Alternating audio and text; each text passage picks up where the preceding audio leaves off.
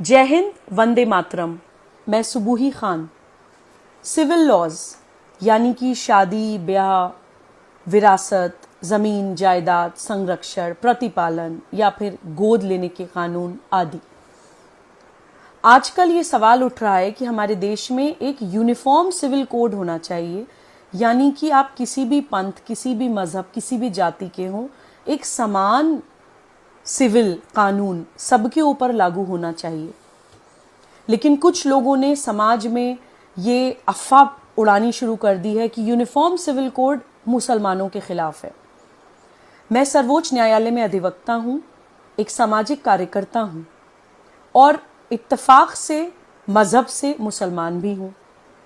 तो मैं इस विषय को क्लियर करने के लिए आप लोगों के सामने इसलिए मौजूद हुई हूँ क्योंकि मैं ये मानती हूँ कि मुसलमान समाज को यूनिफॉर्म सिविल कोड की आज सबसे ज़्यादा ज़रूरत है।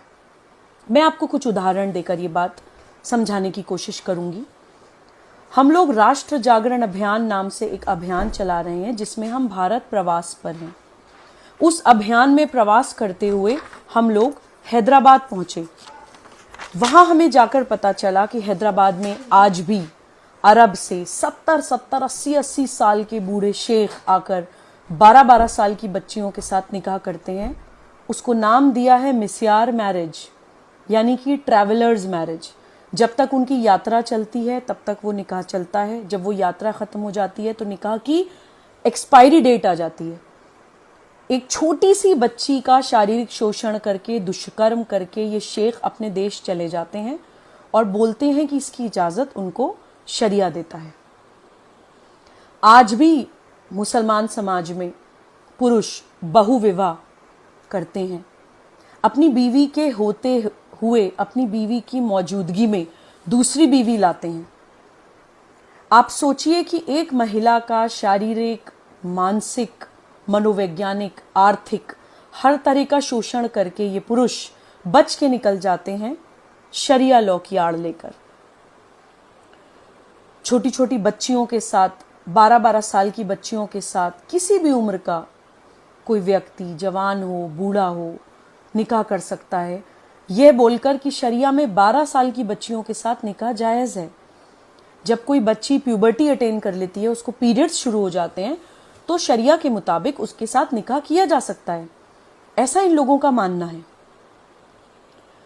एक होता है अडॉप्शन, यानी गोद लेने का कानून। मुसलमान समाज में गोद लेने का भी कोई अधिकार नहीं है। अगर कोई मुसलमान महिला किसी भी कारणवश बच्चा पैदा नहीं कर पाती है तो उसको यह अधिकार नहीं है कि वो अपने देश की अडॉप्शन लॉज का इस्तेमाल करते हुए कोई बच्चा गोद ले ले, क्योंकि उस महिला के बच्चा पैदा ना कर पाने की स्थिति, उसकी वो एक दुखद स्थिति भी मौका देती है एक मुसलमान पुरुष को कि वो दूसरा निकाह कर सके इस बात पर कि तुम तो मुझे बच्चा नहीं दे सकती हो, तो मैं दूसरी शादी करके मुझे बच्चा चाहिए। गोद लेने का भी अधिकार एक मुसलमान महिला के पास नहीं है। देन गार्जियनशिप लॉज, यानी कि सरपरस्ती, संरक्षण के जो कानून होते हैं देश में, वो भी मुसलमानों के ऊपर अप्लाई नहीं होते हैं। एक मेरे पास अभी कुछ दिन पहले केस आया, मैं आपको बताना चाहती हूँ कि एक महिला के पुरुष की हस्बैंड की डेथ हो गई।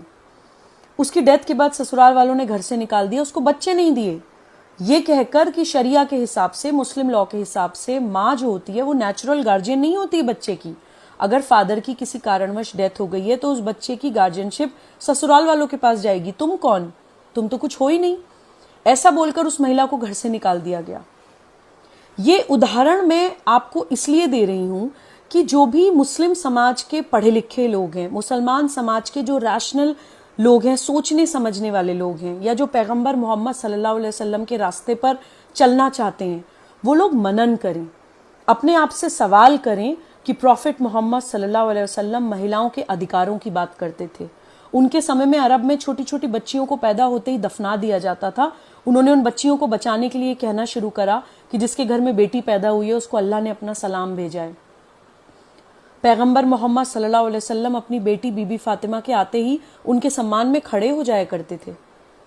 पैगंबर मोहम्मद सल्लल्लाहु अलैहि वसल्लम ने जो पहली शादी करी वो अपने से बड़ी उम्र की महिला से करी, एक विधवा महिला से करी, एक बिजनेस वुमन से करी जो तिजारत करती थीं, कोई नकाब पोश या अपना चेहरा ढक के चार दीवारी में बैठी हुई किसी महिला से उन्होंने निकाह नहीं किया था। तो हमारे प्रॉफिट हमें महिलाओं का सम्मान करना सिखा कर गए हैं।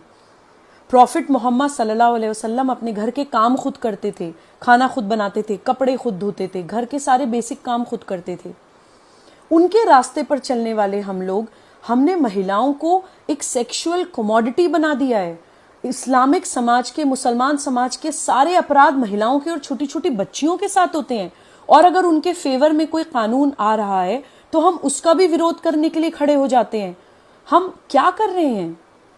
मैं अपील करना चाहती हूं इस्लामिक समाज के जितने भी समझदार लोग हैं, ठीक है आपकी नाराजगी किसी व्यक्ति, किसी संगठन या किसी पार्टी से हो सकती है, लेकिन उन छोटी छोटी बच्चियों की तरफ देखिए जो अपनी सुरक्षा के लिए, अपने सम्मान के लिए, अपने भविष्य के लिए हमारी तरफ देख रही हैं। हम समझदार हैं, हम पढ़े लिखे हैं, हम उनको इस दलदल से निकाल सकते हैं। कृपया यूनिफॉर्म सिविल कोड का साथ दीजिए और इन बच्चियों का हाथ पकड़ के इनको इस गंदे दलदल से बाहर निकालने में सहयोग करिए। जय हिंद, वंदे मातरम।